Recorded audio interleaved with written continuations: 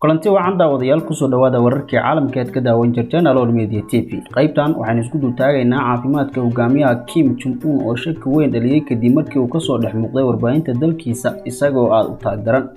Daawadayaal, hogaamiyaha Kuuriyada Waqooyi Kim Jong-un ayaa horey looga baran in warbaahinta dalkiisu ay ka hadasho caafimaadkiisa.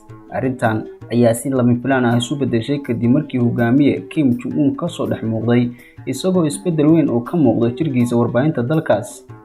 Isbedelkan ayaa waxaa koob in miisaankiisu si xad dhaaf ah hoos ugu dhacay, sidoo kale qaab socodkiisa ayaa noqday mid aan moodid in uu tukubayo. Marxaladan caafimaad ayaa madaxda caalamku ka qaadeen warwar ay la jiifi kari waayeen. Sababta madaxda wax ku oolka ee caalamku ay uga walaac qabaan caafimaadka hogaamiye Kim Jong-un ayaa ay ka mid tahay hubka waxgumaada ee dalkiisu ku gaashaaman yahay. Gantaalada xambaara hubka nukleerka ee Kuuriyada Waqooyi ayaa hadda kuwa caalamka meel kasta lala tiigsan karo. Taas baana keenaysa in Mareykanka iyo dawladaha kale ee waaweyn ay si weyn uga warwar qabaan isbedel ku yimaada hogaamiyaha dalka haysta hubka nukleerka ee dunida khatar gelin kara.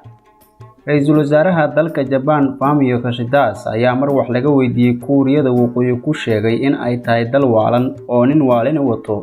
Waxa uu ku daray in haddii carqalado soo wajahaan Kim Jong-un ay u fududahay inuu isku dayo inaan cidina ka dambaynin oo uu hubka waxgumaada la beegsado cid kasta oo is hayaan, xitaa haddii isagu ku nafwaayayo.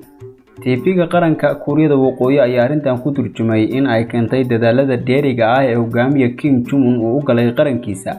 Caafimaadka guud ee hogaamiyaha ayaa dhowr goor hadal hayn dhaliyay, iyadoo xitaa ay jiraan warar sheegaya in aanu qofkaani isagiba ahayn ee uu yahay qof kale, isagiina waa hore u geeriyooday.